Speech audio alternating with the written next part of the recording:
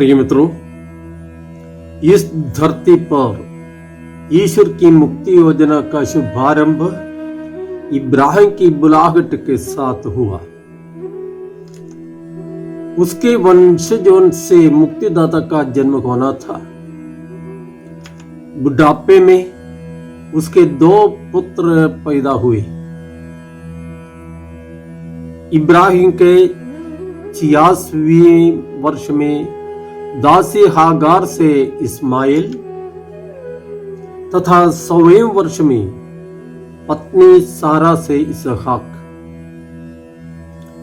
इस्माइल के जन्म के बाद 12-13 वर्ष बीत गए, फिर भी सारा गर्भवती नहीं हुई।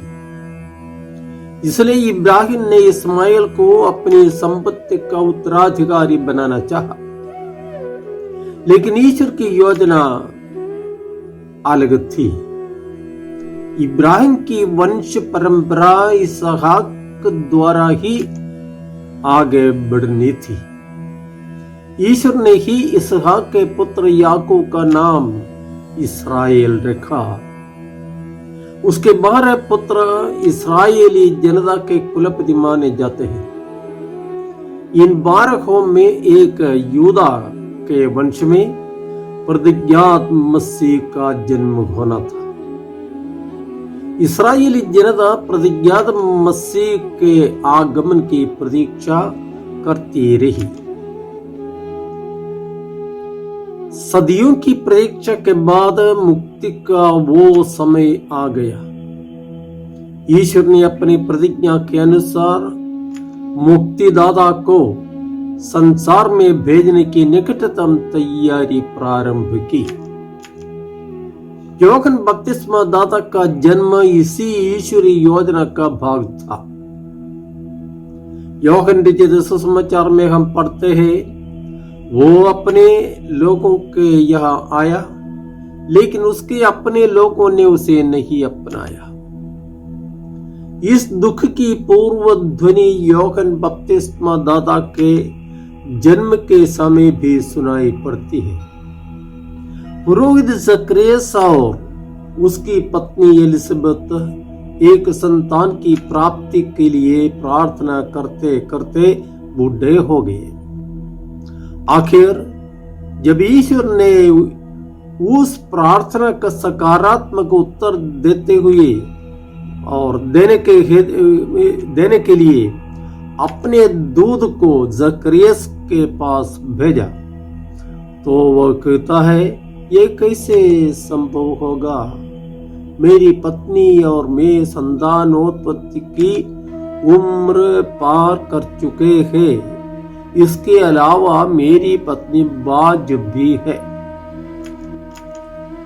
ईश्वर के संदेश को खुशी से स्वीकार करने के बदले सांसारिक आपत्तियां दिखाकर ईश्वर की योजना के सामने वो प्रश्न चिन्ह उठाता है, तो फिर किस कार्य प्राप्ति के लिए वो वर्षों से प्रार्थना कर रखा था? शून्यता से सब कुछ बनाने वाले ईश्वर की शक्ति और मुक्ति योजना का इतिहास उस पुरोहित को मालूम था। फिर भी जब उस सर्वशक्तिमान और दयालु ईश्वर के सामने पेश होने का सौभाग्य मिला, तो वो विचलित हुआ, क्योंकि उसका विश्वास कमजोर था। वो इस संसार का साधारण प्राणी निकला। यह हमारी भी समस्या हो सकती है। हम ईश्वर की भक्ति के बाहरी अनुष्ठानों से संपन्न है, लेकिन हमारा विश्वास कितना दृढ़ है, कितना पक्का है? हमारी प्रार्थनाओं का उत्तर न मिलने या देरी से मिलने से हम दुखी हैं। हम यह मानने को तैयार नहीं है कि ईश्वर का अपना समय और तरीके हैं। जकरिया और एलिजबेथ ने एक संतान के लिए प्रार्थना की।